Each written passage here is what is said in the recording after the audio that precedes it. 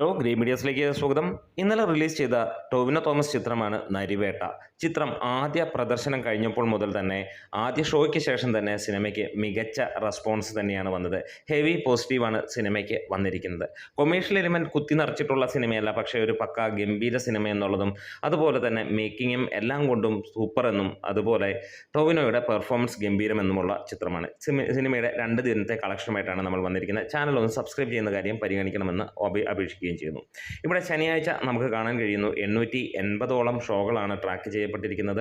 94,000-അടുത്തുള്ള ടിക്കറ്റുകൾ വിറ്റുപോയപ്പോൾ 1,50,00,000 രൂപയാണ് രണ്ടാം ദിനമായ ശനിയാഴ്ച സിനിമയ്ക്ക് കളക്ഷനായി വന്നിരിക്കുന്നത്. 39% ഓക്യുപ്പൻസി. ആദ്യ ദിനം സിനിമയ്ക്ക് 851 ഷോകളിൽ നിന്ന് ഏകദേശം 96,000-ഓളം ടിക്കറ്റുകൾ വിറ്റുപോയപ്പോൾ 1,52,00,000 രൂപയാണ് വന്നത്. അതായത് ആദ്യ ദിനത്തെ കളക്ഷനായിട്ട് പുറത്തു വരുന്ന കളക്ഷൻ 1,73,00,000 രൂപ നേടി എന്നുള്ളതാണ്. വേൾഡ് വൈഡ് ആയിട്ടുള്ള കളക്ഷൻ 2,20,00,000 രൂപയോളമാണ് എന്നുള്ളതാണ്. അതായത് ആദ്യ ദിനം തന്നെ സിനിമ മികച്ച രീതിയിലുള്ള ഒരു കളക്ഷൻ നേടാൻ കഴിഞ്ഞു. രണ്ടാം ദിനവും സമാനമായ രീതിയിൽ തന്നെ സിനിമ പോകുന്നു.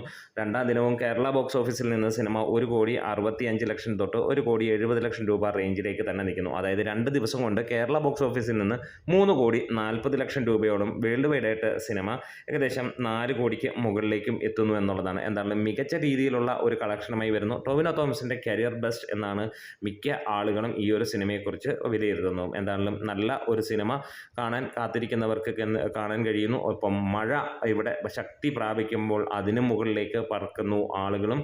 അതുപോലെ തന്നെ ജനങ്ങൾ സപ്പോർട്ട് നൽകുന്ന നല്ല സിനിമകൾ എന്ന് തന്നെ പറയാം. നമ്മുടെ വീഡിയോസ് ഇഷ്ടമായെങ്കിലും ഒന്ന് സപ്പോർട്ട് ചെയ്ത് തരണം. ലാൽസൺ.